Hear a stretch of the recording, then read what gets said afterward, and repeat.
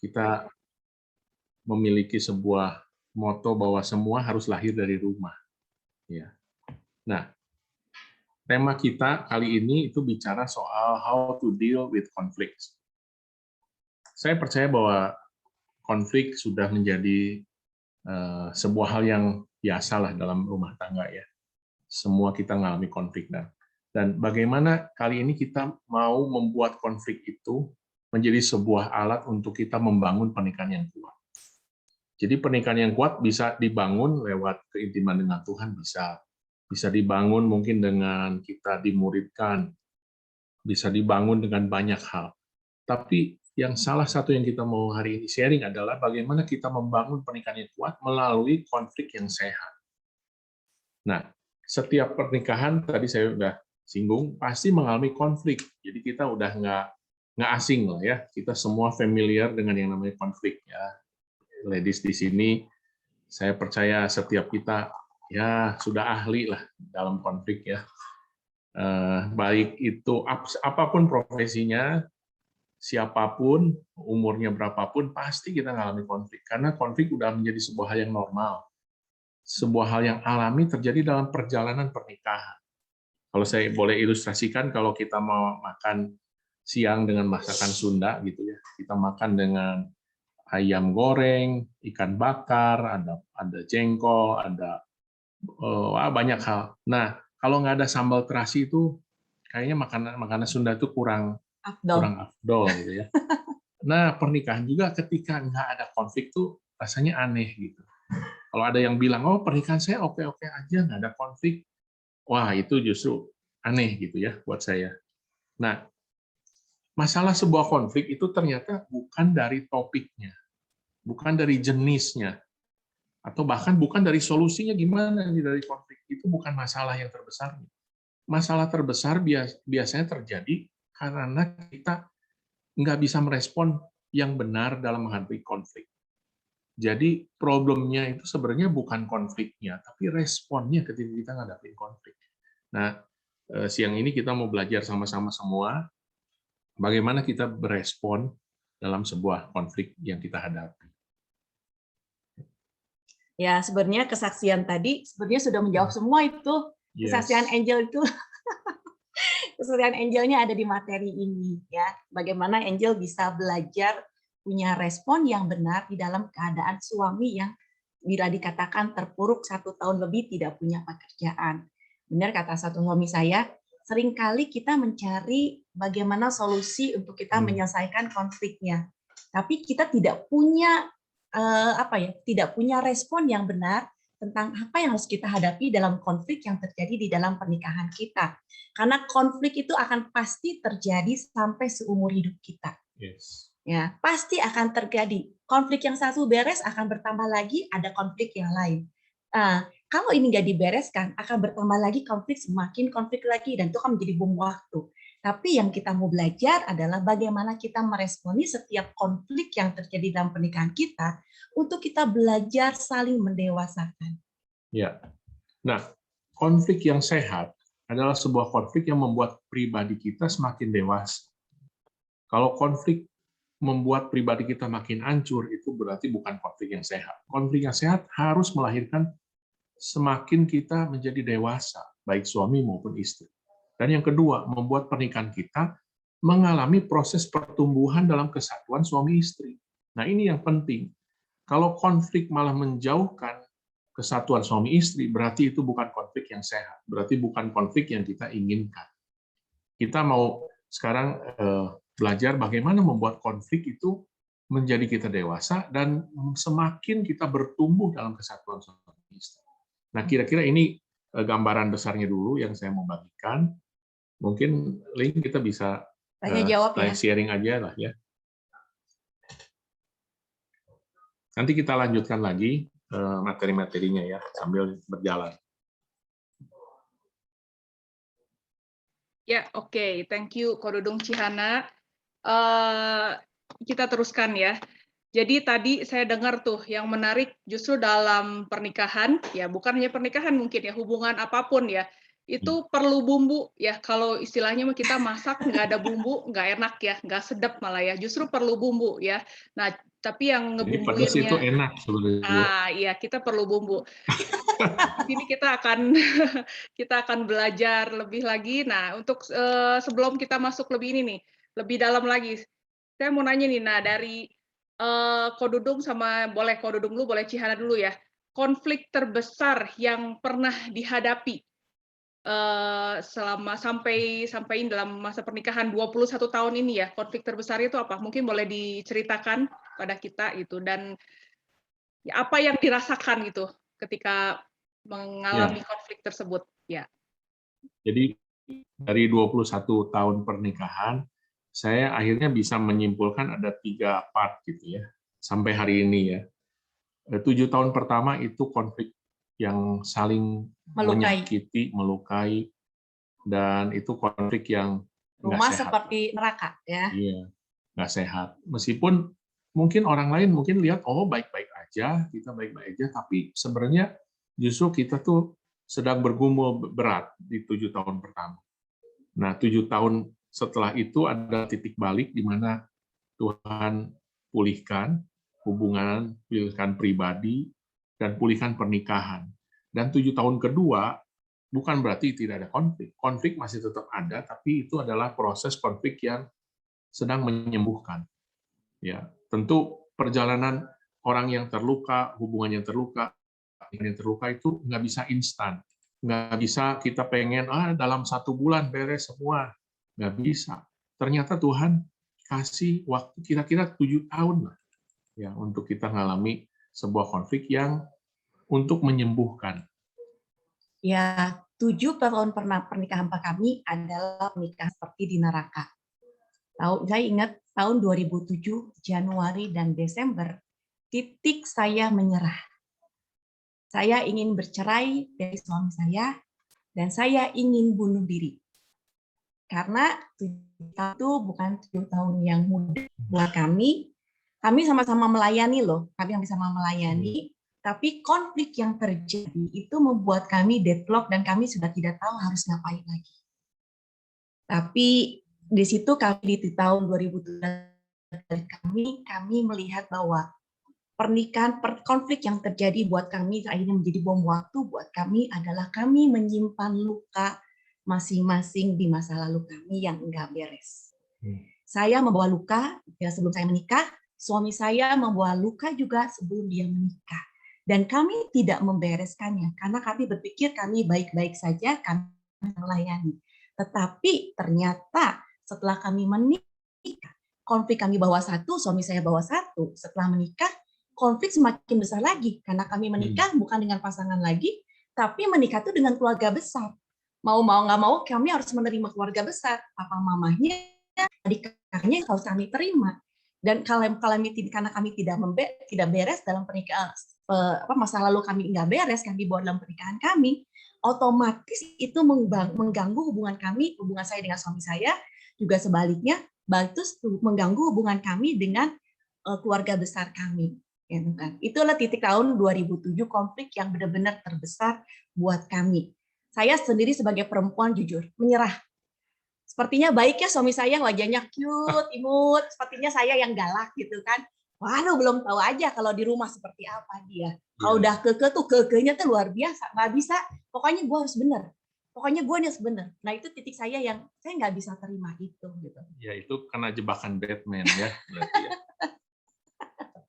Nah, saya lanjutkan ya. Jadi 7 tahun ketiga, yaitu dari 14 tahun sampai sekarang, itu konflik masih tetap ada. Saya berbohong kalau saya ngomong nggak ada konflik.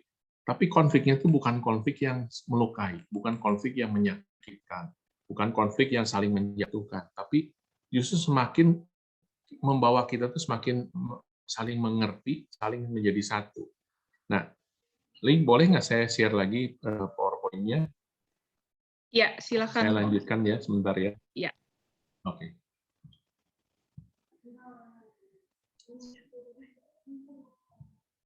Nah, saya mau lanjutkan mengapa suami istri mengalami konflik dalam pernikahan Kenapa sih terjadi konflik? Ada 4 alasan. Yang pertama karena dari sisi suami, karena suami merasa tidak dihargai dan tidak dihormati.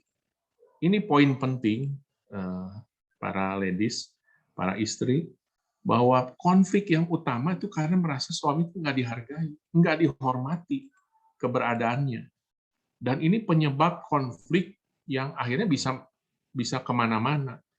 Jadi sebenarnya mau topiknya apapun, ketika suami tidak dihargai, tidak dihormati, konflik itu akan terus terjadi di situ. Apalagi ketika sebagai seorang istri, dia menunjukkan tidak sikap hormat, tidak menghargai, bahkan di depan anak-anaknya. Nah, ini problem-problem yang kami alami, dan saya percaya juga semua pernikahan ngalamin, bahwa ternyata problemnya karena suami tidak dihargai, tidak dihormati. Gitu. Ya. Silakan yang sebagai pelaku boleh melanjutkan. Enak aja pelaku. Kita sama-sama pelaku. Ya, selain suami tidak merasa dihormati, karena itu adalah kebutuhan seorang suami untuk dihargai dan dihormati. Firman Tuhan mengatakan, hai istri, tunduklah kepada suami, itu suatu perintah kepada istri untuk kita tunduk kepada suami kita. Kedua juga, tapi kenapa suami istri mengalami konflik? Yang kedua, kita sebagai istri itu nggak pernah dikasih atau didengarkan oleh suami kita. Benar nggak? Jujur, benar nggak? Nah, seringkali kita dianggap remeh, dianggap bodoh, apalagi kita bisa nggak punya pekerjaan. Saya dulu, maksudnya setelah menikah, saya punya anak nggak bekerja lagi. Sepertinya gue nggak bisa ngapa-ngapain, gue nggak bisa menghasil, dianggap bodoh. Gue nggak pernah didengar oleh suami saya. Itu yang menjadi konflik buat saya, karena tidak dikasihi, gitu kan? Karena padahal kan seorang istri, kebutuhan seorang istri perempuan itu ada dikasihi, ya. Kok saya jadi menghilang? Nah, ya.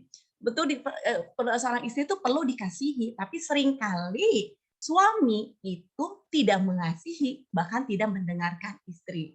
Ya, memang problemnya dari suami itu banyak tidak mendengarkan istri sebenarnya. Justru buat para suami itu ketika istri mulai banyak komplain, justru kita tuh sebenarnya pengen kasih solusi. Tapi problem istri kan bukan itu, gitu. Dia tidak butuh solusi, dia butuh didengarkan apa yang dia alami, apa yang dia rasakan. Nah, itu yang saya nggak pernah belajar di hal itu. Sehingga akhirnya konflik terus berlanjut terus. Nah, yang ketiga, mengapa suami istri konflik? Karena ego. Tidak mau mengalah. Nggak ada yang mengalah. Ketika dalam konflik, coba lihat. Konflik itu, semakin konflik, semakin kekeh. Semakin nggak mau kalah. Ya, istilahnya gini, kalau lu mau jual, ya gua beli. Gitu. Mau sampai di mana kita layanin terus. Nah, itu ego gitu. Itu hal-hal yang sebenarnya membuat konflik itu makin runyam. Ya, jadi masalahnya apa gitu ya? Karena ada ego di situ yang apalagi pria itu egonya tinggi. Ya, wanita juga ternyata punya ego ya ternyata. Gini-gini juga makhluk halus seperti ini juga ternyata egonya lumayan gitu. Namanya juga emansipasi ya. Nah, disitulah titik kenapa kita ngalami konflik terus. Nah, yang keempat yang tadi istri saya pernah singgung di awal, itu pribadi yang terluka. Kita tuh, semua kita lah, kita tuh kan produk-produk yang terluka. Ya, seberapa parah lukanya itu mungkin beda-beda, dan apa yang dialami di masa kecil, itu tentu berbeda satu sama lain. Tapi intinya kita tuh terluka. Orang luka itu biasanya kehilangan rasa dikasihi tanpa syarat. Mungkin terlalu banyak dituntut, terlalu banyak kasihnya tuh bersyarat. Mungkin juga tidak dihargai secara pribadi, tidak diterima apa adanya, dianggap remeh, dan itu yang membuat luka, dan luka yang terus dibawa dari sejak masa sebelum pernikahan dan dibawa ke pernikahan. Disitulah terjadi hal-hal yang tidak diinginkan. Dan secara survei mengatakan bahwa 80% problem dalam pernikahan itu memang adalah problem yang dibawa sebelum menikah. Ya, itulah yang menjadi problem yang keempat, kenapa suami istri mengalami konflik. Orang yang terluka biasanya akan melukai orang lain. Dan orang yang kehilangan kasih sayang, dia akan menuntut pasangannya untuk dia mengasihinya. Karena di produk dia masa lalu, masa kecil dia sampai dewasa, dia tidak mendapatkan kasih sayang dari orang tuanya. Dia tuntut kepada pasangannya. Dan saat dia tidak mendapatkan apa yang dia ingini dari pasangannya, itu akan menjadi konflik yang besar buat dia sendiri. Oke, saya stop dulu. Kita nanti lanjut lagi. Ya, Beli. Tapi tadi ada yang menarik nih, waktu Cihana bilang ya, waktu ketika mengalami konflik, nah lalu saya sampai penasaran sih ya, ini konflik yang seperti apa nih sampai mau bunuh diri, tadi ya saya sempat dengar nih, sampai mau bunuh diri, nggak tahan gitu, artinya udah, ya saya nggak tahu ya, mungkin apakah ada wanita idaman lain, atau ini hanya karena karakter atau beda sifat, karena biasanya tuh kalau yang saya tahu ya, kita tuh suami istri tuh pasti kecenderungannya untuk memilih pasangan yang justru bertolak belakang gitu ya, karakter kita gitu ya, personality kita tuh bertolak belakang gitu ya, karena ada sesuatu yang menarik yang mungkin nggak ada di diri kita, itu yang sesuatu yang menarik. Tapi setelah masuk ke pernikahan, itu justru yang membuat konflik mulai terjadi gitu ya. Nah, mungkin dari pihak Cihana, terus tadi saya mendengar kita menikah bukan cuma hanya pasangan kita saja, tapi dengan keluarga besarnya, gitu ya. Nah, itu mungkin apakah pernah ada terjadi konflik juga, atau gimana dengan keluarga besar? Konflik perbedaan personality sudah pasti ada. Tapi kalau buat sendiri adalah karena saya punya luka. Ya, karena saya dari pernah kecil orang tua saya baik, cuman kan mungkin orang tua saya juga tidak pernah mengalami namanya kasih sayang dari orang tua juga. Itu kan pola asuhnya nurun kepada papa mama saya dalam mendidik saya. Dan saya lagi kecil pun pernah saya pernah dilecehkan. Dan itu membuat saya tuh seperti nggak ada harga dirinya sama sekali. Itu membuat saya luka. Dan akhirnya tanpa sadar yang tadi saya bilang, saya melukai banyak orang. Nah, masuk pernikahan, saya menuntut suami saya untuk bisa mengisi kekosongan saya. Tapi saya tidak mendapatkan dari suami saya. Suami saya itu ngambil keputusan sendiri. Ya, orang saya jujur, suami saya itu orangnya murah hati banget. Murah hati banget. Dia kalau ngasih oke lah, jujur gitu. Dia banget. Tapi seringkali tuh saya tuh nggak pernah diajak komunikasi. Han, saya mau ngasih segini ya, ke sini. Enggak. Cuman hanya pemberitahuan doang, wacana, pemberitahuan. Dia udah ngelakuin, baru dia ngomong ke gue. Enak aja, emang gue siapanya dia sih gitu kan. Terjadi, nah itu yang konflik menurun, yang terus terjadi yang tidak pernah dibereskan oleh kami berdua. Nah, tanpa sadar konflik itu yang keputusan-keputusan, saya tuh nggak pernah didengar oleh suami saya pengen ada luka yang saya menuntut kepada suami saya, itu imbasnya hubungan saya dengan suami saya, imbasnya kepada keluarga besar saya. Keluarga besar suami saya merasa suami saya lebih mementingkan keluarga besarnya dibandingkan saya.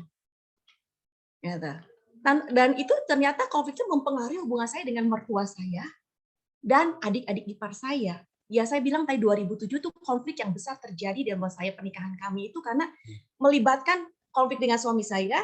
Jujur saya konflik dengan keluarga besar saya, dengan ipar saya, dengan mertua saya, itu benar-benar apa yang saya dapat tentang firman Tuhan tuh nol besar.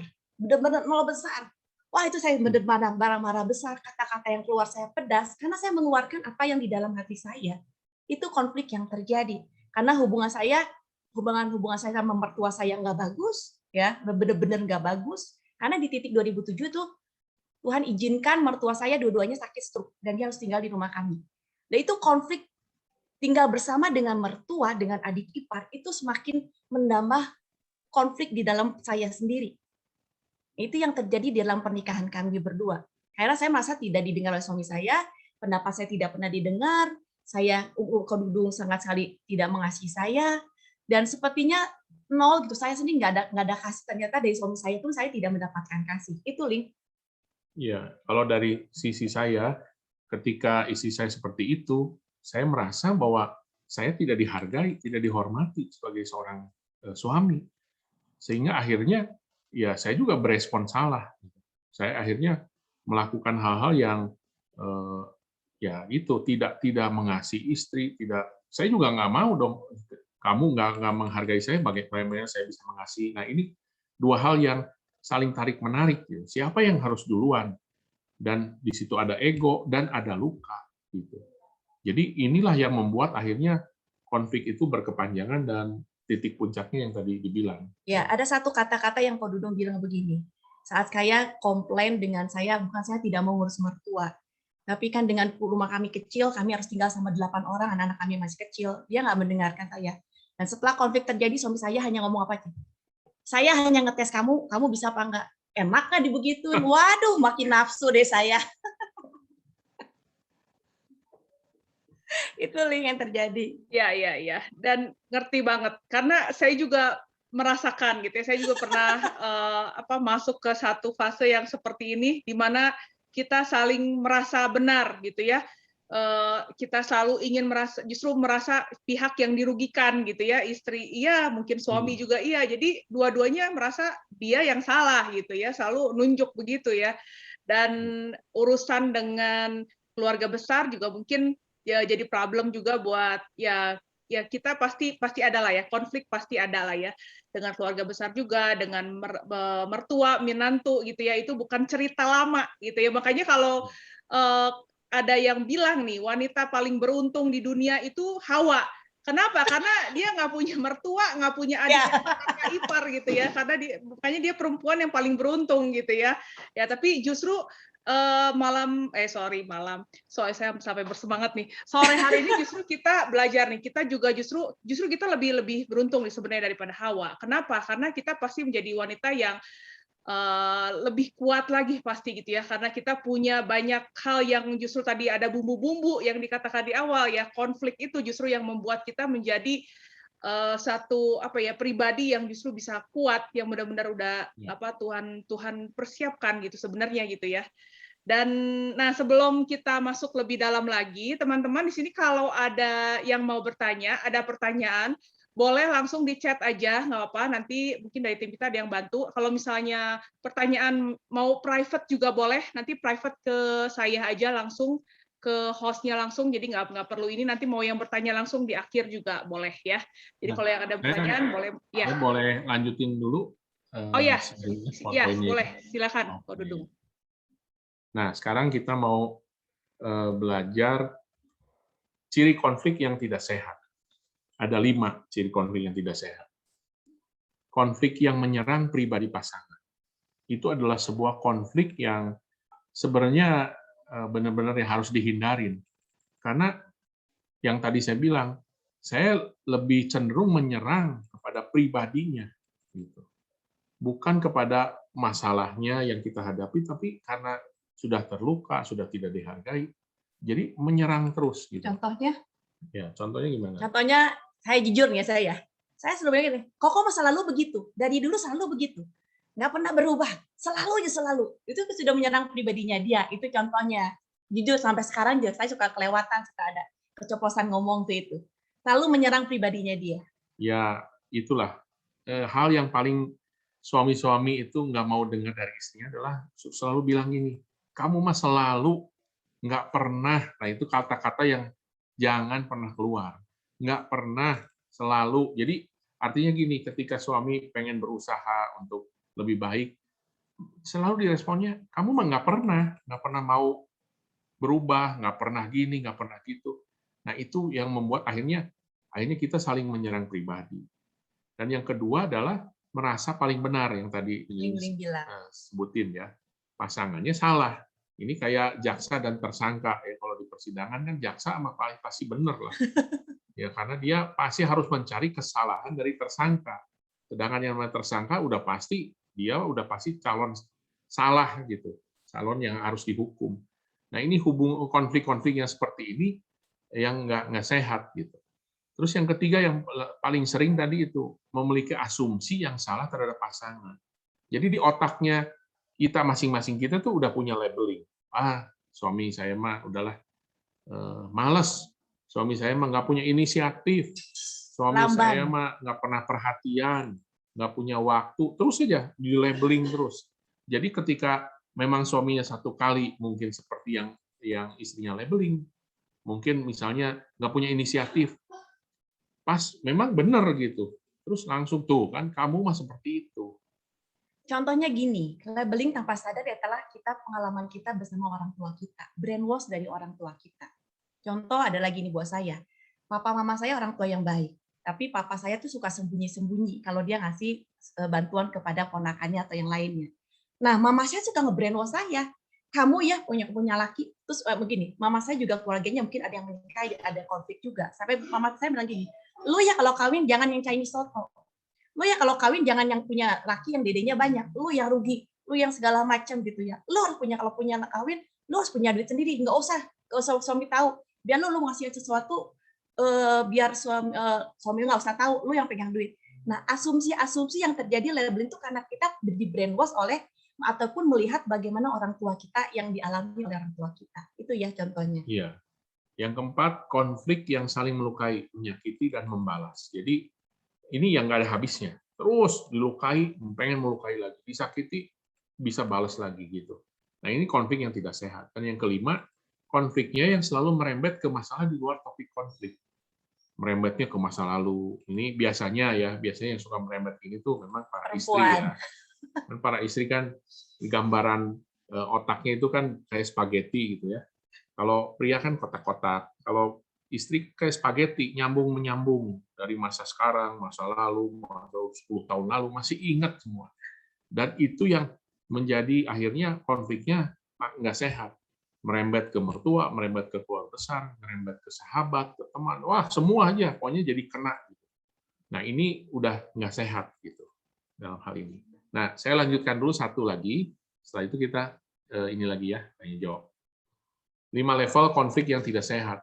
Level pertama adalah ketika konflik membicarakan satu topik tertentu yang sensitif.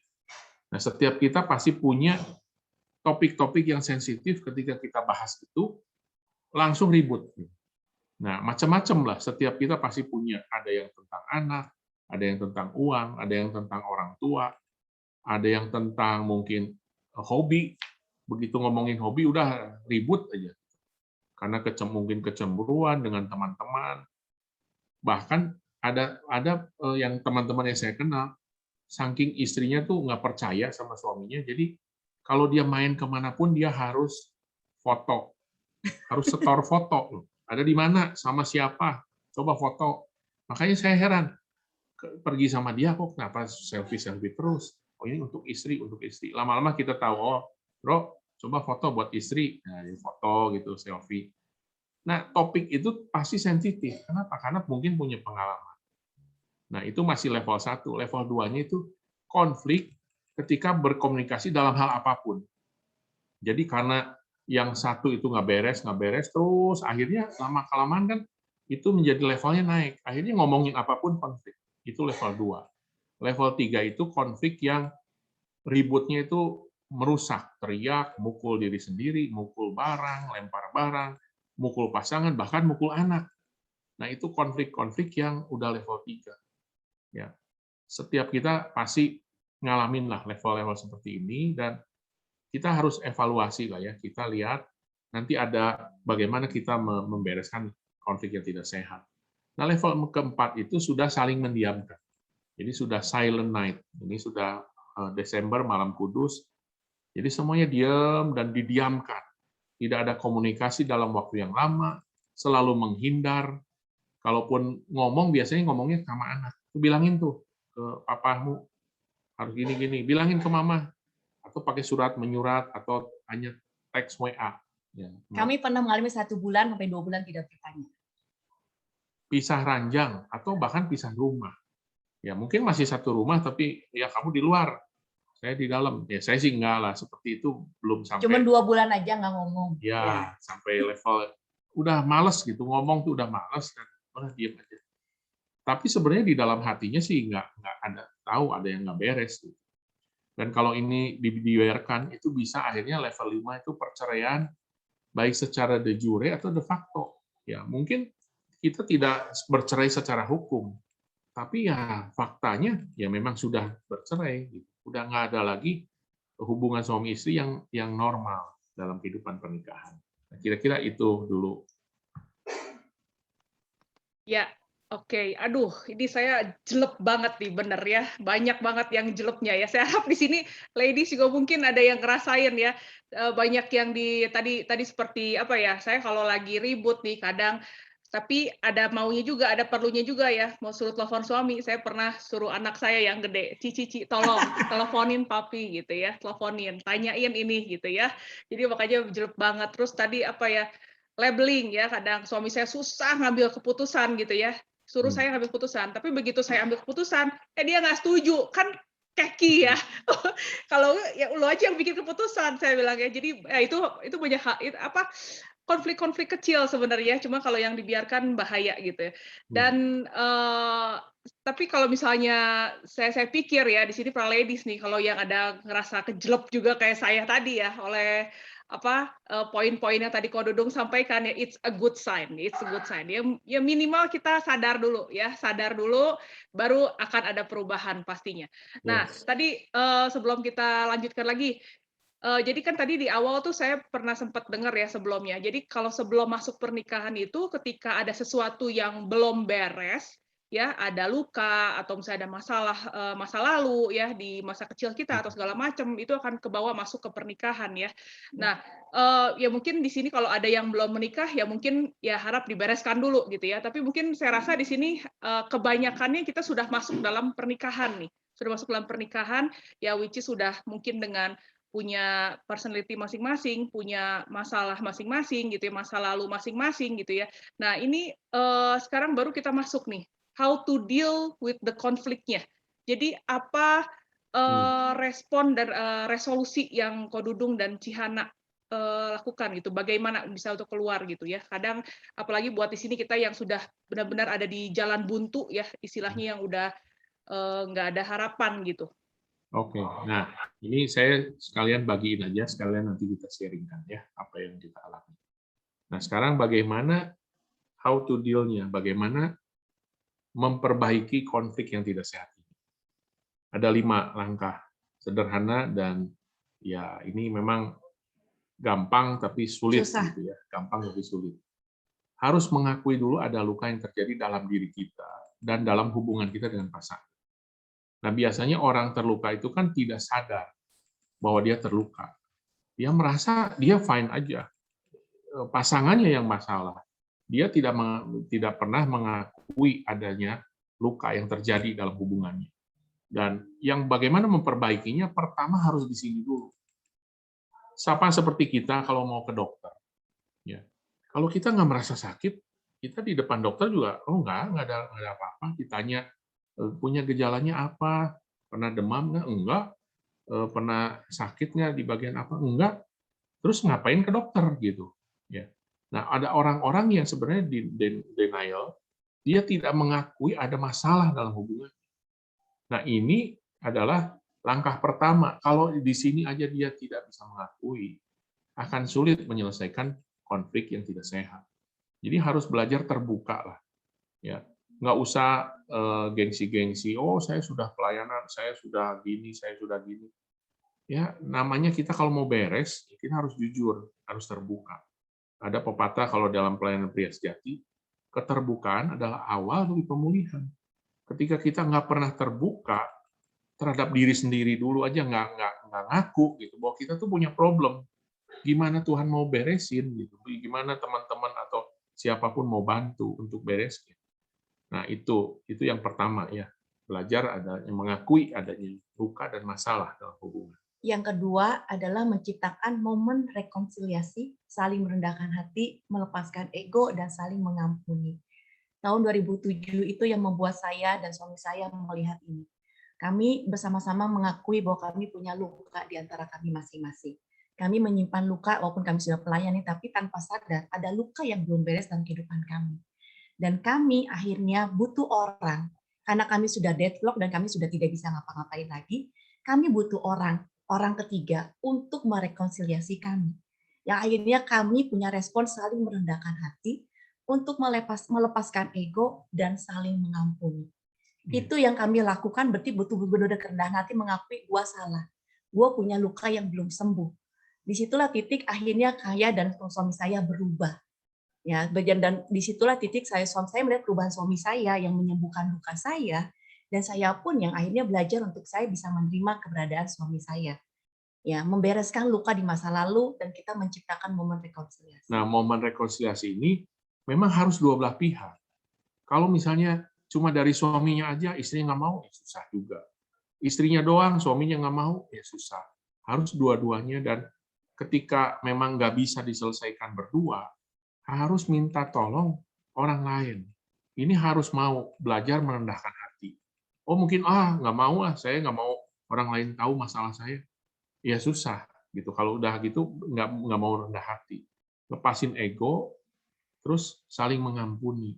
Saya ingat kita tuh dilayani ya oleh dua pasang, bukan satu pasang malah, kita dua pasang yang melayani kita tuh. Saya ingat, waduh itu kita datang berkali-kali ke rumahnya, kemudian kadang-kadang mereka juga datang ke rumah kita. Ketika datang ya biasalah, wah ngedengerin istri saya tuh wah langsung komplain, nangis, wah ya saya dengerin, saya pengen marah juga sebenarnya ya, karena apa yang dibicarakan tuh selalu menyalahkan saya. Tapi nah itu rekonsiliasi itu akan terjadi kalau kita belajar saling merendahkan hati. Dan ingat momen yang paling saya nggak bisa lupa adalah saya sujud di depan istri saya. Saya sujud, saya cium kakinya, saya minta ampun, saya minta maaf. Dan disitulah momen di mana saya tuh benar-benar disadarkan gitu bahwa memang harus belajar mengampuni. Kalau enggak, sampai kapan konflik ini nggak akan selesai. Ya, kami pun sama-sama akhirnya saya belajar mengampuni suami saya dan saya mengakui dan saya minta ampun kepada suami saya. Disitulah di akhir 2007 lah titik rekonsiliasi saya dengan suami saya. Yang ketiga itu yang saling mendoakan dan memberkati supaya sembuh secara emosi. Mau nggak mau harus diakui, kita harus punya keintiman, balik lagi, keintiman dengan Tuhan. Angel tadi sudah kesaksian bagaimana dia datang kepada Tuhan, dia tahu harus seperti apa, dia datang dan membangun keintiman dengan Tuhan. Itu yang dia punya satu kekuatan. Dan saya pun belajar untuk saya kembali kepada Tuhan, intim dengan Tuhan untuk mendoakan, memberkati suami saya, begitupun suami saya. Karena kalau kami konseling orang, mereka yang konflik tadi kita pertama kita akan katanya, bagaimana hubungan kamu dengan Tuhan? Bagaimana keintiman kamu dengan Tuhan? Karena itu akan mempengaruhi respon kita dalam menghadapi konflik. Yang keempat adalah berbicara dari hati ke hati mengenai akar dari konflik yang sebenarnya. Nah, yang ketiga dulu, saya mau share gini. Kenapa kita harus saling mendoakan, memberkati? Ini adalah penting ya. Kita semua berproses lah ya. Saya juga orang luka dan perlu kesembuhan dari istri saya. Tapi di dalam kasus ini memang istri saya saya ngelihat banyak luka, dan saya nggak bisa banyak ngomong kalau dengan orang yang terluka, nggak bisa harus diomongin begini. Saya hanya doain aja. Doainnya kapan? Waktu tidur. Waktu istri saya tidur, saya doain, saya tumpang tangan. Ya nggak tahu dia sadar atau enggak gitu ya. Nggak sadar. Nggak sadar. Kan tiap malam saya doain supaya apa? Diberkati secara emosionalnya sembuh, sehat. Dan itu memang ajaib lah, Tuhan itu memang berproses, nggak langsung, nggak instan, perlu waktu gitu. Dan saya ingat juga firman Tuhan mengatakan seorang istri itu tiang pendoa buat keluarganya. Itu yang menjadi kekuatan saya balik buat saya mendoakan suami saya dan mendoakan keluarga saya. Karena istri itu tiang doa buat keluarganya. Di firman Tuhan dikatakan bahwa tiang perempuan itu wanita-wanita itu seperti tiang penjuru istana. Tiang itu untuk menjadi indah dia perlu dipahat. Dia perlu dibentuk untuk menjadi tiang yang indah, yang kuat. Itu untuk menjadi kokoh sebuah istana. Begitupun saya ingat, jadi akhirnya belajar rubah ini. Seorang istri ada tiang buat keluarganya. Tiang buat rumahnya, buat suami dan anak-anaknya. Setiap istri mungkin punya konflik, masalah yang nggak enak buat kehidupan dia, itu sedang membentuk dia, menguatkan dia, untuk dia tahu bahwa dia berserah kepada saya, siapa. Dan saya makin banyak mengerti begini, memang iya, seorang istri itu pendoa buat keluarganya. Seorang istri itu pagar buat keluarganya, agar keluarganya tetap kokoh.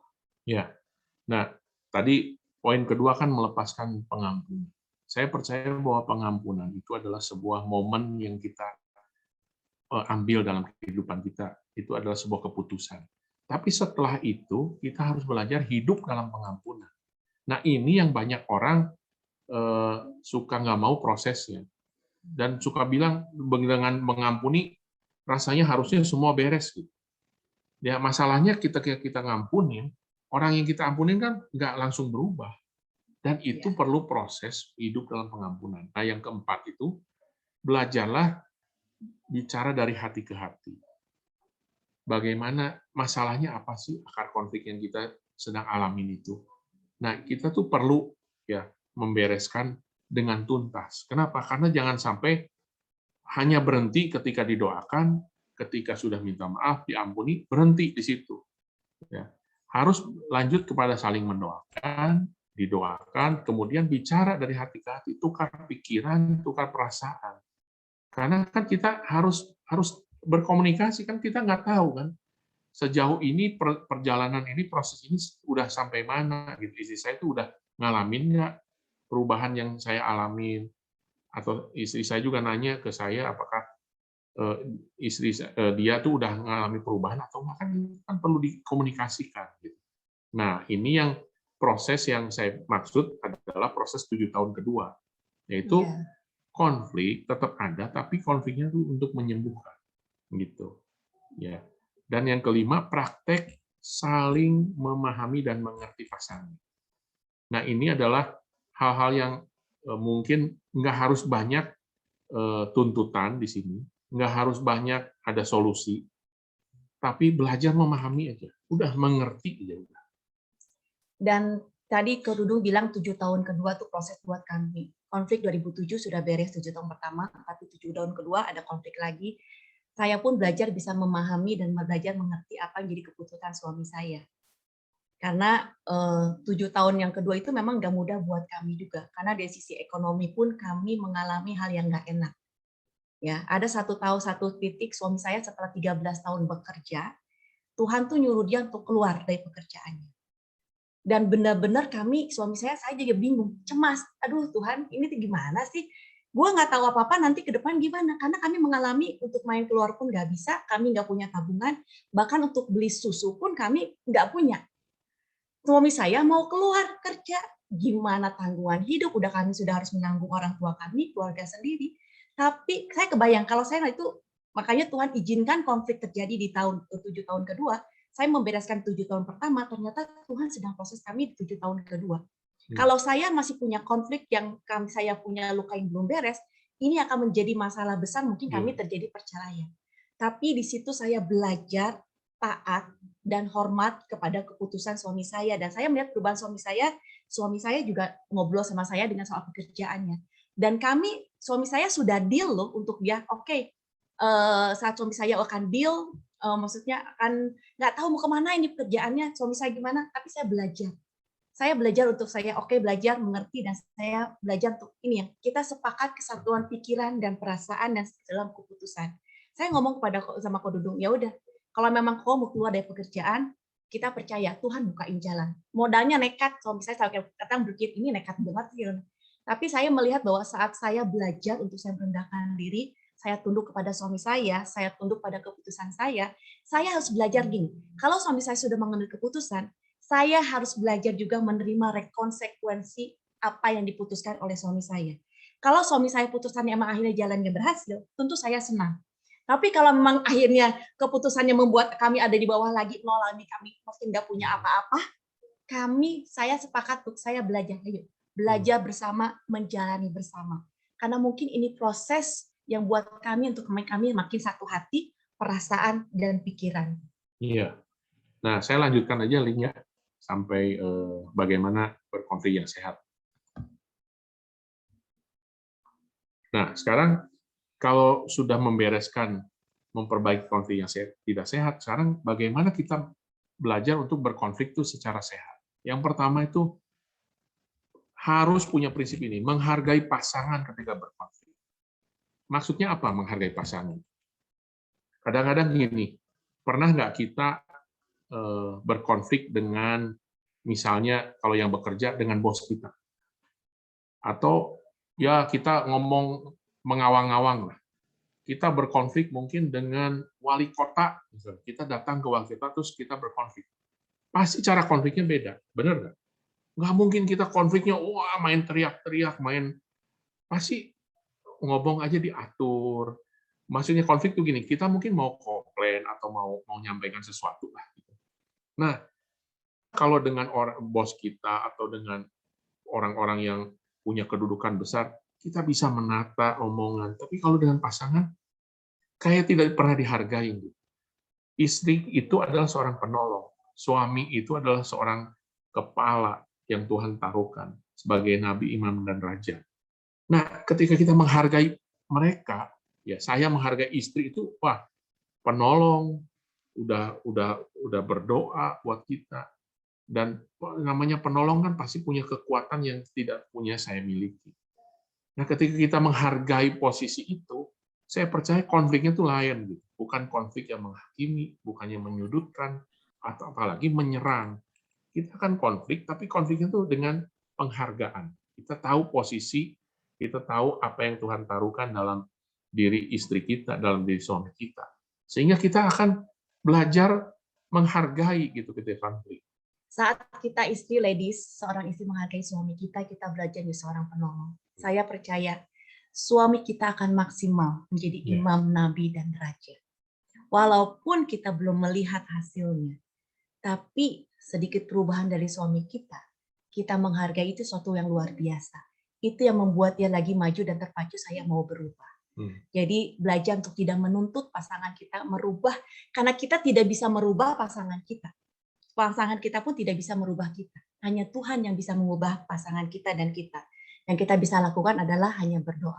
Yang kedua, konflik yang memenuhi kebutuhan pasangan, yaitu didengarkan perasaannya untuk istri ya, dan dihargai pendapatnya. Nah, ini saya mulai belajar lah ya. Belajar sekarang mendengarkan, bukan apa yang omong. Dulu tuh ketika istri mulai ngomong, saya tuh langsung mikirnya solusi. Apa yang diomongin? Oh, ini masalah ini. Oh, solusinya ini. Udah, beres. Ternyata bukan itu gitu. Yang harus didengarkan itu memang perasaannya, apa yang terjadi. Curhatannya. Ya itulah. Jadi ternyata sesimpel itu, dan justru suami-suami itu banyak yang nggak ngerti. Ya, jadi saya belajar juga. Nah, istri saya juga mulai menghargai apa yang saya putuskan, apa yang saya menjadi pendapat. Dan itu akhirnya konfliknya itu konflik yang memenuhi kebutuhan. Gitu. Jadi konfliknya harus lebih elegan gitu lah. Ya, bukan konflik yang menjatuhkan, melukai, tapi belajar mendengar, belajar menghargai. Nah, yang ketiga fokusnya kepada progres dalam berkonflik, yaitu memahami dan mengerti pasangan tanpa menuntut dan ingin mengubah seperti yang kita inginkan. Nah, ini yang harus menjadi fokus dalam setiap kita berkonflik. Ya, bukan masalah solusinya, bukan masalah siapa yang benar, siapa yang salah, tapi memahami dan mengerti pasangan. Nggak usah nuntut banyak. Ya, istri saya model begini, mau diapain lagi? Memang itulah yang Tuhan ciptakan. Ya, orang menikah umur 25, 27, misalnya 30.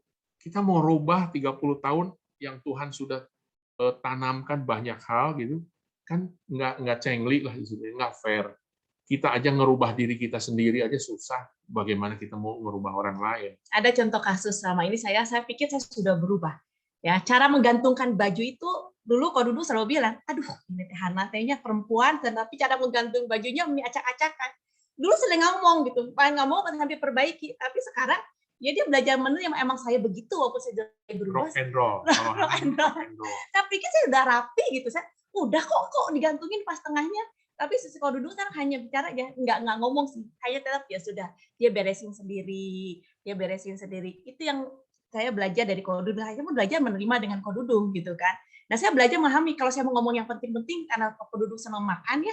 Jadi saya kodudung harus kenyang dulu nih, Kalau nggak kenyang, lo bakar error lah, bakal ngambek segala macam. Kelihatan kan dari bodinya kan. Tapi harus belajar mengerti. Oh ya, kalau saya mau ngomong yang ngomongin yang sensitif, yang apa segala, kodudung perutnya harus full dulu, baru bisa aja komunikasi. Nah, itu kan memahami kan. Ya, banyak orang istri-istri yang baru pulang kerja, suaminya udah capek, langsung diblodol gitu, kayak pakai senapan otomatis. Ya nafsu lah, pastilah. Nah, itu kan belum memahami, belum mengerti. Kalau sudah memahami, mengerti, kasih makan dulu, ya, kasih apa dulu, kayak dipijit dulu, kayak apa, baru ngomong. Nah, kira-kira gitulah. Nah, yang keempat, belajar sepakat untuk tidak sepakat, tetapi menerima pasangan apa adanya. All you can eat, bukan a la carte. Terimalah pasangan kita, suami kita mungkin pikir, aduh ini suami nggak pernah berubah, ya udahlah. Belajar tidak sepakat dengan apapun yang mungkin kita nggak setuju gitu dengan suami kita, dengan istri kita. Ya, Kira-kira itu dulu, Lin. nanti sambung lagi. Ya, tadi di chat ada yang suaminya mau ikutan, boleh, digiring aja boleh. Ini saya kalau suami saya ada, saya juga suruh duduk di sebelah saya. Enak aja saya yang denger ya, dia nggak denger ya. Oke. Tadi menarik juga ya, banyak poin-poin yang kita belajar bagaimana to deal with konflik ya, memperbaiki konflik ya yang pasti akan selalu ada muncul gitu ya di setiap hubungan ya, bukan hanya suami istri tapi di setiap hubungan gitu ya. Nah, tapi ini perlu proses juga ya. Tadi kita dengar juga kan ada fase 7 tahun pertama, fase 7 tahun kedua gitu ya, bahkan fase 7 tahun ketiga, tapi yang konfliknya udah berbeda lagi gitu rasanya gitu ya, dan ke tahun-tahun ke depan juga pasti akan ada konflik juga tentunya ya. Nah, tapi kalau kita suruh Duk Chihana ceritain 7 tahun sampai malam juga nggak akan beres kali ya. Cuman tadi yang penting itu ada proses, dan kalau yang saya pelajari tetap yang paling penting itu keintiman kita dengan Tuhan ya. Di situ kita dapat kekuatan, di situ kita bisa melewati konflik demi konflik, bahkan justru lewat konflik kita didewasakan ya. Kita menjadi pribadi yang lebih kuat lagi gitu ya. Nah, di sini buat para ladies juga, kalau di sini kan ya nggak adil juga, ini cuma para ladies yang dengar gitu ya, suami-suaminya nggak dengar gitu ya. Tapi minimal ya, saya pernah dengar di statement seperti ini. Ya minimal kalau ada konflik, kalau lagi ribut atau apa, ya udahlah, yang waras minta maaf duluan gitu ya. Jadi yang waras minta maaf duluan aja udah. Jadi ayolah kita rendahkan hati kita jangan mau kekegehan gitu ya, nggak akan ada solusinya gitu ya. Kalau kita terus merasa benar terus, nggak akan ada solusinya gitu. Justru kita ngalah dulu, kita rendahkan hati kita dulu gitu ya. Kita tadi mulailah gitu bicara dari hati ke hati, kita cari gitu ya, saling menghargai. Nanti kalau kitanya udah lemes juga, saya yakin deh para bapak-bapak suami kita juga pasti nanti jadi ikutan lebih, kok ini istriku berbeda gitu ya. Pasti ya betul ya. ya. Memang gini, lelaki itu kan karena egonya tinggi, dia untuk minta maaf tuh sepertinya menurunkan egonya dia ya. Suami saya pun gitu, dia tahu salah, nggak minta maaf. Pernah kita ribut ya, lagi ribut ya, istri kan sebenarnya pengen dipeluk lagi ribut ya, kabur gak, indit gak, gimana kan kita tuh lagi ribut gitu ya. Cek tuh ya, kalau ributnya sih kalau sebagai suami teh, ayo ada apa, nggak, malah pergi gitu. Gimana semakin keki, makin konflik segala macam. Wah, susah pisan untuk minta maaf. Tapi saya melihat perubahan dari suami saya, dia mau belajar buat ucapin maaf, terus ucapin thank you gitu, walaupun nggak seberapa.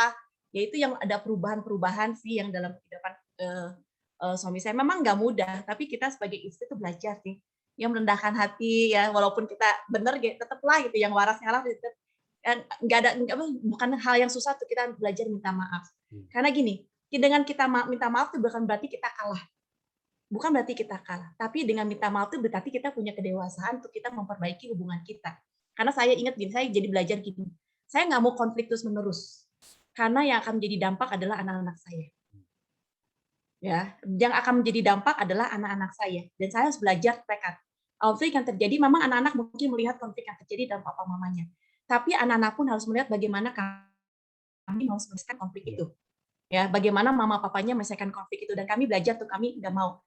Karena kami punya anak yang melihat bagaimana kehidupan papa mamanya. Perjalanan anak-anak kami masih panjang, bagaimana nanti bangun hubungan dengan lawan jenis, bagaimana membangun keluarga, mereka melihat dari papa mamanya. Kami belajar di satu titik kami harus berubah. Dan itu titik yang 2007 awal, dan kami saat 7 tahun ketiga, kami mulai belajar untuk kami, yuk, apa yang kami bisa lakukan untuk kami belajar kehidupan kami, apapun kami alami, kami belajar, pasti Tuhan punya rencana buat kehidupan pernikahan kami. Yes.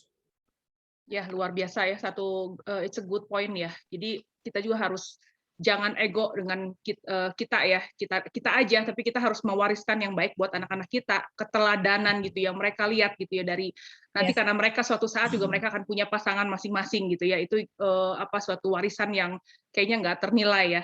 Terus tadi ada satu tips lagi ya, kalau ladies ingat tadi Ko Dudung mengucapkan kalau misalnya pintar-pintar lah, ini harus jadi kayak wanita-wanita yang bijak tuh, kalau ada maunya tadi jangan justru marah-marah ya, pijet tadi kita nge-servis ya. Nah, kasih makan dulu gitu ya.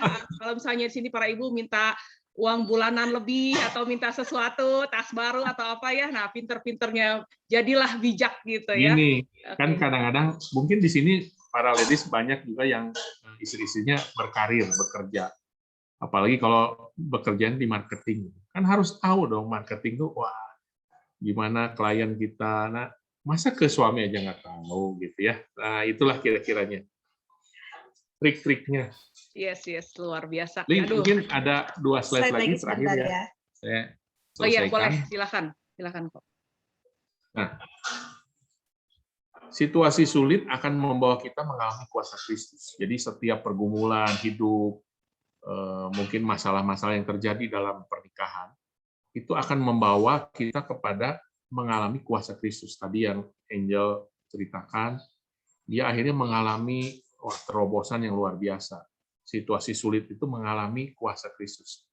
Nah, tetapi hubungan yang sulit, nah ini hubungan yang sulit, mungkin kita anggap suami kita sangat sulit, istri kita sulit banget, akan membawa kita untuk mengalami keserupaan Kristus.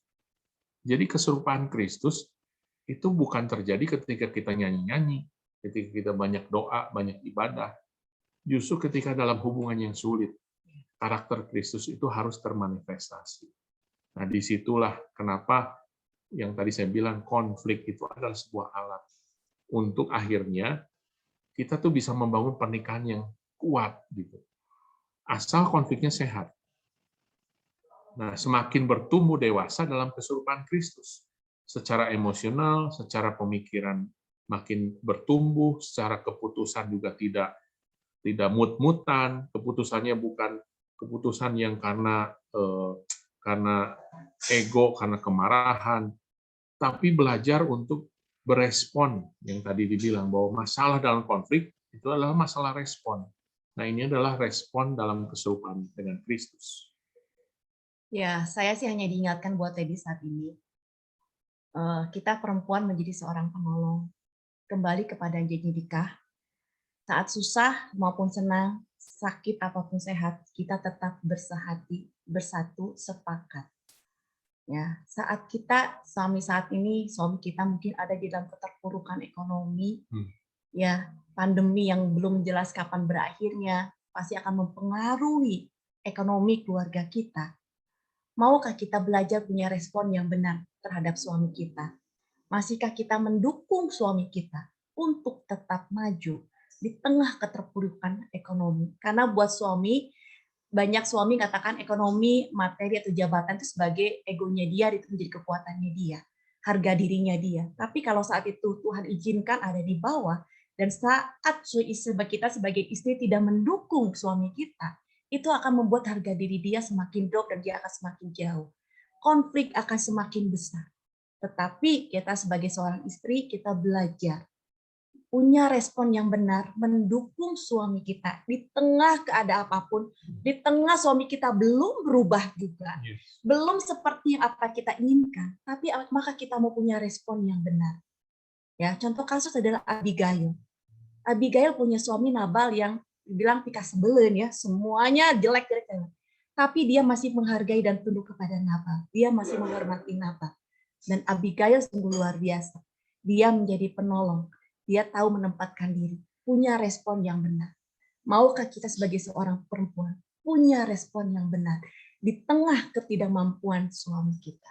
Yes. Dan yang kedua, konflik itu akan membawa kita bertumbuh dalam proses kesatuan suami istri. Sehati, sepaket. Ya, ini penting. Nggak hanya sehati, tapi harus sepakat. Tapi sepaket gitu. Jadi nggak bisa dipisahkan. Kesatuan itu akan bertumbuh ketika ada konflik.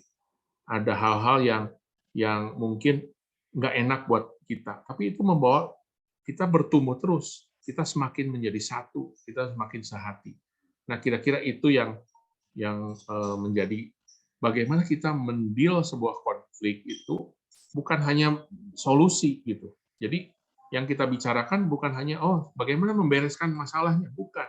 Justru pakailah masalah konflik-konflik dalam pernikahan kita untuk kita bertumbuh seperti Kristus, dan kedua untuk kita mengalami kesatuan suami istri. Kira-kira itulah link. Ya, kok Kerudung dan Cihana, dan yang terakhir yang saya mau tanyakan, ini tuh konflik yang Kerudung dan Cihana alami, ya tentunya konflik-konflik yang berat ya, pasti yang sudah diiniin. Tapi sekarang sudah lewat, sudah keluar dari konflik itu, dan kita juga bisa melihat gitu ya tadi dari yang tadi saya sebutkan ya, pelayanan Kerudung dan Cihana gitu ya, buah-buahnya gitu ya, pertumbuhan di mana tetap tadi harus ada kesehatian, kesepakatan segala macam ya. Mungkin bisa diceritakan gitu, apa sih punya visi ke depannya, apa gitu lewat pelayanan yang Kerudung dan Cihana sedang kerjakan sekarang ini, atau punya kerinduan apa gitu buat mungkin setiap pasangan-pasangan suami istri. Justru ketika kita mulai belajar membereskan dalam pernikahan kita masalah-masalah, setelah beres dalam berlangsungnya proses, baru itulah Tuhan kasih sebuah pelayanan couples, ya. Mungkin banyak teman-teman di sini juga yang tahu lah ya, ketika mulai kita merintis couples, ada di sini Yen gitu ya, yang saya nggak bisa lihat sih soalnya, tapi ada Yen, ada Pauline, terus siapa lagi lah, saya yang dulu bersama-sama dengan kita masih pada single, terus akhirnya menikah, dan Tuhan percayakan sebuah pelayanan couples 2013, dan itu berjalan sampai hari ini. Dan kita akhirnya pelayanan couples yang kita bersama-sama melayani di situ, itu adalah sebuah pelayanan couples yang tujuannya memulihkan suami istri. Kenapa? Karena kita juga pernah mengalami itu dan Tuhan pulihkan. Dan bukan hanya itu, ternyata Tuhan tambahkan juga pelayanan-pelayanan generasi untuk anak-anak remaja yang mengalami problem-problem dengan orang tua, pemulihan mereka dengan orang tua, dan itu Tuhan tambahkan. Tadi ada Boys in Action, Girls Talk, itu adalah pelayanan camp pemulihan buat anak-anak remaja. Juga buat anak-anak dewasa muda, itu juga ada. Nah, jadi akhirnya apa yang lahir dari pemulihan yang Tuhan kerjakan itu melahirkan sebuah misi. Jadi pemulihan yang Tuhan kerjakan bukan untuk dinikmati oleh diri saya sendiri, keluarga saya sendiri, tapi buat orang-orang yang Tuhan nanti percayakan untuk kita layani. Gitu. Dan yang kedua, bukan hanya pelayanan, justru ketika Tuhan pulihkan hubungan kita, kesatuan suami istri makin kuat, itu berdampak dalam terobosan dalam kehidupan, dalam pekerjaan, dalam bisnis, dalam keuangan. Dan kami merasakan Tuhan itu luar biasa. Gitu. Bukan masalah kita hebatnya, tapi karena memang itu kan hargai sebuah prinsip di mana ada kesatuan suami istri, terobosan pasti ada. Seperti kesaksian Angel tadi itu benar. Ketika istri mengalami kesatuan, terobosan pasti mengalir ada di situ. Ya, selain kami merasakan bahwa kami pulih dalam emosi kami, kami juga pulih dengan anak-anak kami. Karena anak-anak kami amat jauh melihat bagaimana papanya ribut. Mereka ada di dalam pelampiasan kami karena kesalahan kami. Kami mengalami pemulihan dengan anak-anak kami. Disitulah kami belajar bahwa saya dan kami berkata, Tuhan, saya percaya apapun yang Tuhan berikan yang terjadi dalam kehidupan saya dulu bersama suami saya, Tuhan tuh akan kerjakan sesuatu hal lewat pernikahan kami buat keluarga kami. Banyak karena dari setelah kami mengalami pemulihan, banyak pasangan-pasangan orang yang akhirnya konseling kepada kami. Bagaimana kami bisa mengkonseling orang kalau kami pun tidak lebih dahulu dikonseling dulu. Kami dulu dibereskan dulu. Disitulah kami mulai punya kerinduan, kami ingin melayani buat perempuan-perempuan, pria, juga pasangan-pasangan muda untuk mereka tidak mengalami seperti apa kami alami. Untuk mereka juga mengalami hal yang indah bersama anak-anak mereka. Itu sih, Lin. Yes, luar biasa ya. Hari ini kita benar-benar belajar ya. Jadi semakin banyak konflik yang ada dalam kehidupan kita itu bukan dead end ya. Justru dengan konflik itu mendewasakan kita, bahkan harusnya itu justru memberkati banyak orang gitu ya, orang-orang di sekitar kita gitu ya. Jadi Tuhan memang punya rencana, Tuhan mau pakai kita lewat apapun gitu ya yang kita hadapi. Oke, yuk kita masuk ke Q&A. Udah hampir jam 4, nggak kerasa gitu ya. Mudah-mudahan kita bisa menjawab semua pertanyaan. Cuman ada satu sih yang saya penasaran gitu ya. Ini kan tadi perlu ada kesatuan segala macam gitu ya dalam menghadapi konflik perjalanan yang cukup panjang gitu ya. Ini tuh dari antara Kodudung dan Cihana ada salah satu dulu nggak nih? Kan tadi kan perlu keintiman dengan Tuhan gitu ya. Maksudnya ya ada siapa yang duluan nih? Atau emang dua-duanya kayak secara bersamaan didewasakan atau gimana nih? Kadang ini kan ada salah satu, terus yang satu kan nggak tahan itu, yang satu ya terus kamu doakan misalnya istri ya terus kamu doakan suamimu gitu kan, karena kan ini kan kayaknya perfect banget nih kalau langsung dua-duanya punya keintiman dengan Tuhan lalu menyelesaikan konflik segala macam, tapi kan dalam kehidupan nyata gitu ya, mungkin salah satu dari kita tuh kan nggak itu, mungkin istrinya dulu atau suaminya dulu gitu yang intim dengan Tuhan nih gimana? Ya. Jadi gini, ketika kita konflik, jujur kayaknya keintiman dengan Tuhan atau hal-hal yang kita tahu tentang kebenaran firman Tuhan itu hilang loh, nggak ada lah gitu ya. Jadi ya jujur, memang ketika dalam konflik itu semuanya hilang. Dan ketika Tuhan mau pulihkan, sebenarnya cuma satu sebenarnya yang Tuhan tuntut, ketaatan. Ketaatan, siapa yang mau belajar untuk melakukan apa yang menjadi kebenaran untuk Tuhan pulihkan, ya disitulah dituntut untuk belajar menjadi taat. Gitu. Jadi bukan kita jadi intim terus Tuhan pulihkan. Saya rasa ketika kita terpuruk dengan masalah itu, waduh, benar jujur jauh lah. Jangan bicara keintiman lah, jauh lah. Gitu. Tapi justru di situ yang Tuhan tuntut adalah ketaatan. Mau nggak melepaskan pengampunan? Mau nggak untuk belajar merendahkan hati? Mau nggak melepaskan ego? Itu kan hubungannya dengan ketaatan. Gitu. Jadi buat kami tidak ada siapa dulu yang mau berubah atau mau belajar ngambil keputusan, tapi kami masing-masing akhirnya siapa duluan yang belajar gitu untuk yuk saya ambil keputusan untuk saya taat, untuk saya mau berubah. Itu sih, Ling. Jadi nggak ada yang kita juga nggak tahu ya siapa yang duluan, tapi ya sama-sama kami melihat bahwa ya perubahan demi perubahan terjadi sih. Ya mungkin yang bisa melihat perubahan-perubahan kami adalah anak-anak komunitas kami. Karena mereka tahu bagaimana kehidupan kami, pernikahan kami. Ya kita kalau ribut juga kadang-kadang di depan mereka. Di depan anak-anak komunitas kami. Mereka bisa tahu gitu. Yohan Yen tahu kok kami lagi ribut seperti apa gitu kan. Mereka tahu, tapi ya kami belajar inilah apa adanya kami. Nggak ada yang ditutup-tutupi oleh kami. Kami ribut, kami konflik, oke. Tapi mereka pun harus tahu bagaimana kami menyelesaikan konflik itu. Iya. Ya, oke. Kita masuk aja ke pertanyaan selanjutnya. Nah, ini ada pertanyaan, bagaimana respon wanita kalau menghadapi pria yang bermasalah dan tetap ingin pisah, katanya. Mungkin ada masalah, prianya minta pisah, terus udah gitu nyambung aja ya, dan bagaimana menghadapi suami yang KDRT? Silakan, mungkin Pak Dudung atau Cihana. Bagaimana seorang kita sebagai istri kalau suaminya pengen pisah? Ya, kita harus lihat dulu. Konfliknya di dalam hal apa? Akarnya apa yang membuat suami kita tuh kekeh pengen pisah. Kita harus belajar, memang nggak bisa lagi ini, kalau ini seperti ini saya pikir sudah deadlock udah nggak bisa ngomong berdua, butuh orang lain untuk mendengar. Karena kita harus tahu juga pendapat dari si suami apa, pendapat istrinya apa. Kan kalau ini tidak diketemui dan saling-saling sama-sama punya egonya masing-masing, tadi saya bilang, kalau dulu bilang, tidak akan ketemu. Ini perlu orang untuk kita konseling. Maksudnya kita cerita, laki cerita lagi apa sih yang jadi masalahnya, dia kekeh pengen pisah. Yang perempuan juga harus cerita, masing-masing harus ada apa sih kenapanya. Dicari akarnya kenapa gitu. Karena kalau ketemu akarnya, pasti akan kita tahu ini apa yang menyebabkan hal ini terjadi. Itu sih kayaknya kalau itu saya pikir perlu orang untuk benar-benar di tengah untuk benar-benar menjadi konseling sih itu.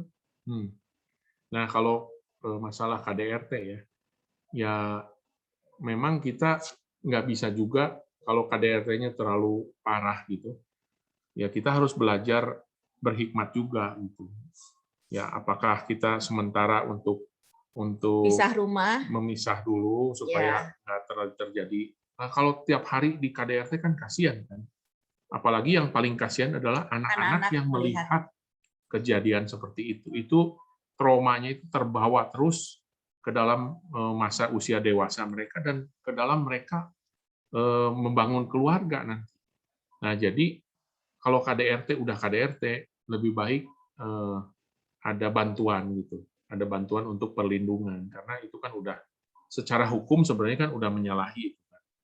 Ya cuma kan apakah masa kita mau meributkan itu, ya itu kan areanya kan udah area hukum gitu, nggak main-main sebenarnya.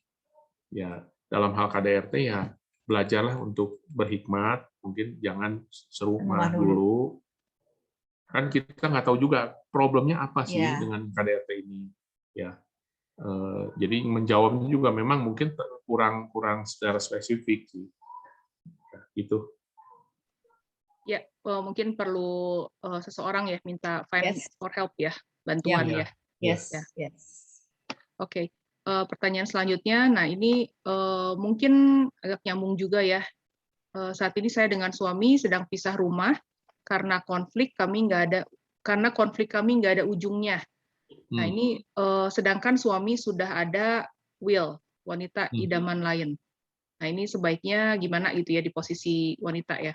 Ya gini, saya punya teman yang ngalamin seperti ini. Suaminya itu udah KDRT, terus dia punya Will, terus dia tinggalin istrinya berapa tahun ya? 10 tahun lebih. 10 tahun. 10 tahun ditinggalin. Dan apa yang terjadi dengan istrinya? Nah, istrinya itu justru ketika mengalami KDRT, terus kemudian suaminya punya Will, dia itu memang berdoa sama Tuhan. Nah, ini yang jadi problem tuh kadang-kadang kita tuh suka nggak sabar. Ya. Banyak, ini kan yang sukses story-nya gitu. Dan yang lagi ngalamin nggak ada. Suaminya seperti itu, dan ya memang kita harus belajar untuk si istri itu lapor sama kepala dari suaminya, siapa? Tuhan. Biar Tuhan yang kerja buat suami kita. Nah, yang teman saya itu 10 tahun dia ditinggalin, anaknya juga dari kecil, dari umur berapa ya, 5 kalau nggak salah. Terus kemudian tiba-tiba datang balik lagi suaminya setelah 10 tahun lebih, anaknya sudah SMP, mau SMA gitu, nggak kenal sama bapaknya, ini siapa gitu, kaget kan, ada tiba-tiba ada laki-laki. Dan dia balik itu, dia sudah bertaubat. Sudah Tuhan hajar lewat banyak hal lah, dan akhirnya si suaminya ini memang ikut camp kita, Pria Sejati, dan di situ Tuhan lakukan sesuatu, bertobat, dan hari ini Tuhan pulihkan pernikahan. Nah, jadi ada kabar yang punya harapan buat para istri, ladies yang ada di sini. Suaminya punya Will, punya apa, doakan, lapor sama Tuhan sebagai kepala dari suaminya. Dan biar Tuhan yang kerja gitu.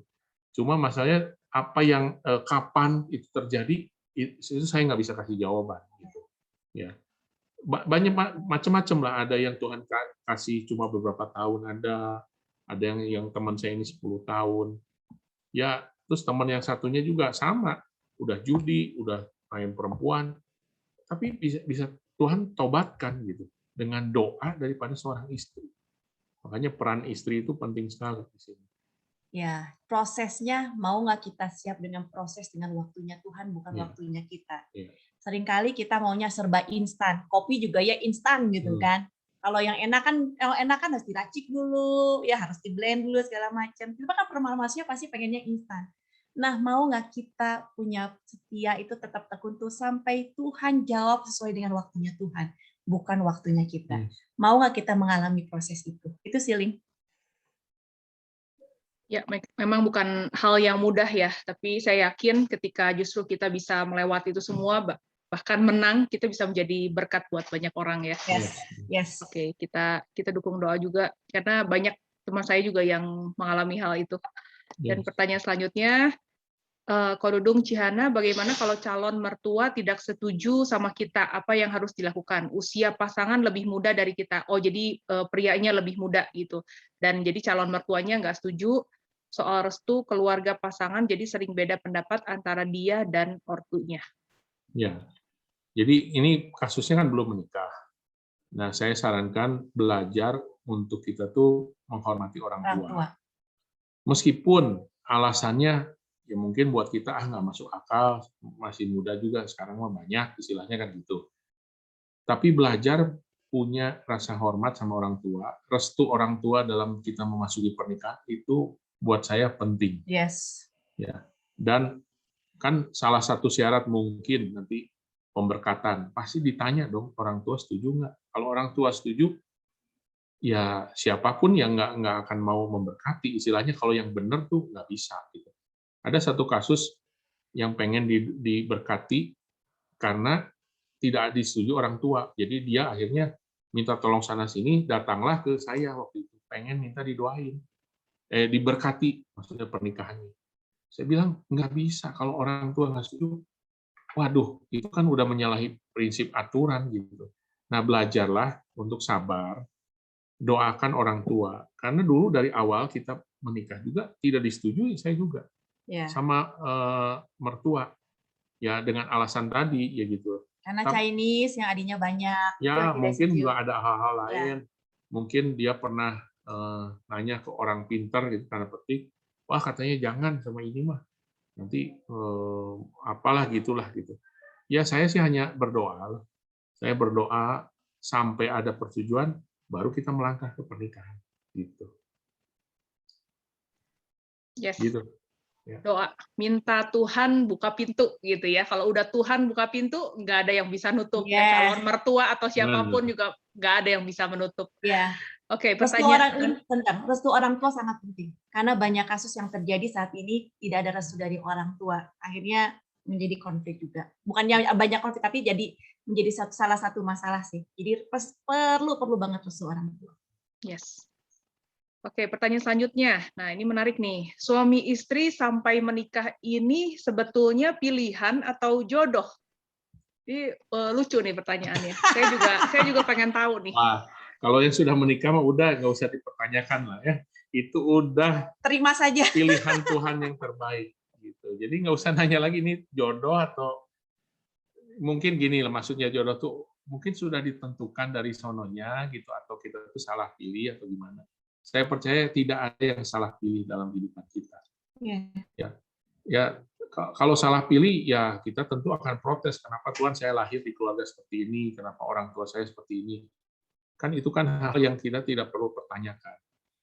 Ya, kadang-kadang kita tidak fair, kita mempertanyakan ini ketika mungkin kita ngalami masa-masa sulit. Ya, kalau masa yang indah mah nggak mungkin kita nanya Tuhan ini jodoh atau enggak. Biasanya yang nanya gini kan, waduh, ngalami tekanan, mungkin mengalami kehancuran apa sampai akhirnya mempertanyakan. Benar nggak ya ini pilihan saya? Ini benar nggak jodoh saya? Jadi belajarlah untuk setia dalam proses. Itu mungkin buat saya sih apa yang saya bisa katakan setia dalam proses karena dari hal-hal yang buruk pun Tuhan bisa ubahkan kok dalam waktu yang sekejap itu Tuhan sanggup lah sebenarnya mujizat Tuhan mah nggak usah diragukan tapi kadang-kadang Tuhan tuh mau proses hati kita sebenarnya bukan masalah mujizat mah gampang buat Tuhan membalikan tangan yang tadinya suaminya ngaco bisa dari rubah bisa tapi kan kadang-kadang hati kita belum siap belum proses gitu.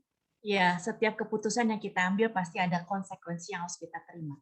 Tapi kita percaya, tangan Tuhan itu yang selalu memegang kehidupan kita. Tangan Tuhan yang memegang langkah kehidupan kita. Asal kita percaya bahwa apapun yang keputusan kita ambil, kalau Tuhan izinkan, pasti Tuhan buka jalan dan Tuhan akan menuntun langkah kehidupan kita. Jangan takut untuk kita jangan lemah dan kita tidak percaya, tapi semakin menaruh percaya kita kepada Tuhan. Tuhan, apapun yang terjadi, keputusan kita ambil, walaupun kita pasangan kita sepertinya tidak seperti kita berkata, ini jodoh dari Tuhan apa enggak ya? Ini salah enggak ya? Tapi kita percaya, semuanya kalau sudah terjadi dalam kehidupan kita, Tuhan pasti akan tuntun kehidupan kita. Tinggal hidup kita mau nggak kita berserah penuh kepada Tuhan. Nah, kalau misalnya sudah kejadian seperti ini, percayalah Tuhan itu sanggup meluruskan kembali setiap kesalahan-kesalahan pilihan kita. Yes. Tuhan sanggup lah. Tuhan sanggup meluruskan, mungkin kita sudah salah jalan, salah pilih dalam pernikahan. Tuhan bisa bangun itu kembali sesuai kepada rencana yang semula. Nah, kalau yang belum menikah, ya tentu belajar memilih dengan apa ya maksudnya jangan sembarangan gitu. Jangan karena ini cakep, karena ini kaya, Udah umur kita. atau kita udah umur, sikat aja. Nah, itu kan yang sudah menikah, yang sebelum menikah oke lah, boleh lah dikasih wejangan-wejangan. Yang sudah menikah mah ya terimalah Apa adanya. apa adanya. Nasi sudah jadi bubur, tinggal dikasih Cakwe, lapcong, cakwe, ya itu maling. kan lebih enak. Udah enak. Yes, luar biasa ya. Jadi ya saya juga pernah dengar ya, sebelum menikah, nah buka mata lebar-lebar. Ya buka mata lebar-lebar ya. Tapi kalau udah menikah, tutup aja. Tutup, nikmati prosesnya ya, nikmati prosesnya ya. Tapi kita berarti di sini semua banyak yang tutup mata ya. Tutup mata, harus tutup mata. Pokoknya nikmati prosesnya ya bersama Tuhan ya, kita pasti dapat kekuatan gitu ya. Seperti yang di Roma 8 ayat 28, gak ada yang kebetulan, yang kita tahu, yang isinya pasti semua sih pada udah hafal, udah tahu ya. Kita tahu sekarang bahwa Allah turut bekerja dalam segala sesuatu untuk mendatangkan kebaikan bagi mereka yang mengasihi Dia. Ya maksudnya bukannya berarti nggak ada konflik ya, bukannya berarti nggak ada masalah gitu. Masalah pasti ada gitu ya. Tapi Tuhan bisa mendatangkan kebaikan semuanya gitu. Maksudnya bagi kita yang benar-benar mengasihi, bagi kita yang benar-benar mau diproses, setia, percaya sama Tuhan gitu ya. Pasti ada sesuatu yang indah, sesuatu yang luar biasa, yang baik, yang Tuhan udah persiapkan buat kita semua. Oke, udah jam 4:15. Kita foto bersama dulu yuk sebelum kita tutup dalam doa. Yuk ya, ladies bisa dibuka videonya bagi yang belum dibuka. Ini semuanya ada 4 halaman. Oke, yuk. Yang belum menikah boleh buka mata ya. Yang sudah menikah tutup matanya semua. Oke, yuk. Siap ya. Oke, halaman pertama dulu ya. Yuk, 1, 2, 3. Oke, halaman kedua. Yuk, 1, 2, 3. Halaman ketiga. Dan halaman keempat. Ya, oke. Kayaknya nggak kerasa ya, udah 2 jam. Ya, hampir 2 jam ya. Luar biasa, hari ini kita belajar banyak, pasti banyak diberkati ya. Ladies, semangat terus. Kita nggak sendiri ya. Mungkin Ko Dudung, Cihana, apakah punya pelayanan, punya tim atau apa gitu? Mungkin di sini ladies yang butuh mungkin konsultasi atau apa gitu, bisa di-share-kan? Boleh ke Yan aja dulu. Oh iya, ke Leni boleh. Ke Yan atau ke Leni boleh, nanti Yan tadi bisa sama Dudung. Oke, ya bisa. Yan juga banyak ilmunya. Yan banyak ilmu kok. Iya. Berarti itu pengumuman. Oh iya, boleh, silakan. Nat, ditampilin ya. Nah, hai. Thank you, Ci. Thank you kok. Sangat blessing. Ini ada sedikit ya pengumuman dari saya sih. Ini untuk dari tadi semua WA masuk pada nanyain nomor Ciana sama Ko Dudung, banyak yang mau konseling nih. Mungkin nanti bisa ke saya langsung atau ke panitia ladies juga bisa. Nanti kita tampung, nanti kita infoin untuk nomor-nomor Ciana sama Ko Dudung yang bisa dihubungin. Nah, ini mungkin untuk acara kita yang terdekat nih. Couple Camp juga ini Ko Dudung juga sama Ciana juga sebagai penasihat ya. Jadi emang pembicara juga di Couple Camp ini. Buat saya pribadi ini si Couple Camp ini sangat memberkati sih. Ini saya salah satu jebolannya Ciana Ko Dudung sih. Dulu saya sangat bermasalah sekali sih. Nah, sampai sekarang saya sangat diberkati dan saya terjun ke Couple Camp ini. Mungkin bagi yang mau gabung juga atau mungkin yang tadi bertanya bisa ikutan sih. Ini kebenaran ada. Setahun kita 2 kali maksimal. Jadi ini kebenaran ada untuk tanggal 16, 17 dan 18 September ini. Jadi bisa tolong di capture, nanti bisa ngehubungin ke nomor yang ada di sana ataupun ke saya ataupun ke Natalia atau Leni juga boleh. Paling gitu kalau dari saya. Kalau untuk wanita bijak dan pria sejati mungkin nanti kita akan WA personalnya, info-infonya gitu. Oke, paling gitu aja, Ling. Thank you. Ya, para ladies ya, yang ini boleh mengajak suaminya, ini bakal bagus banget ya. Saya juga pengen ikutan sih, cuman nggak boleh ya kalau suami saya nggak ikutan ya. Oh, bisa kerja, nggak bisa. Oke, yuk kita tutup dalam doa. Sekali lagi thank you buat Korudung dan Ciana. Mungkin bisa minta Korudung atau Cihana yang tutup dalam doa. Yuk, mari kita berdoa. Kami bersyukur buat pertemuan kami pada sore hari ini. Kami semakin belajar bagaimana kami boleh menangani konflik dalam kehidupan diri kami pribadi dengan pasangan kami, Tuhan. Kami percaya tidak ada semua yang kebetulan, tapi semua ada di dalam rencana dan jalan Tuhan. Kami berdoa buat setiap para ladies di tempat ini yang sudah menikah ataupun belum menikah. Tuhan, bereskan apa yang belum beres dalam setiap kehidupan mereka pribadi demi pribadi, Tuhan. Untuk mereka boleh mengalami kasih Tuhan dalam setiap kehidupan mereka, Tuhan. Untuk mereka punya respon yang benar di dalam menghadapi konflik, Tuhan. Terutama untuk mereka boleh meresponi konflik dengan diri mereka sendiri, Tuhan. Karena mereka perlu, Tuhan, mereka boleh menyelesaikan deal dengan diri mereka sendiri, Tuhan. Untuk mereka juga boleh membangun hubungan dengan orang-orang di sekitarnya, Tuhan. Berkati setiap para ladies tempat ini, Tuhan, apapun yang menjadi pergumulan mereka. Tuhan hanya ingatkan begini, jangan takut dan jangan lelah, jangan engkau mundur, apapun yang terjadi kehidupanmu. Aku tetap memegang kehidupanmu, dan aku tidak pernah meninggalkanmu. Yang aku perlukan hatimu yang melekat kepadaku, hatimu yang selalu tercurah kepadaku, untuk aku boleh memelukmu, untuk aku boleh ada dan datang masuk di dalam hatimu.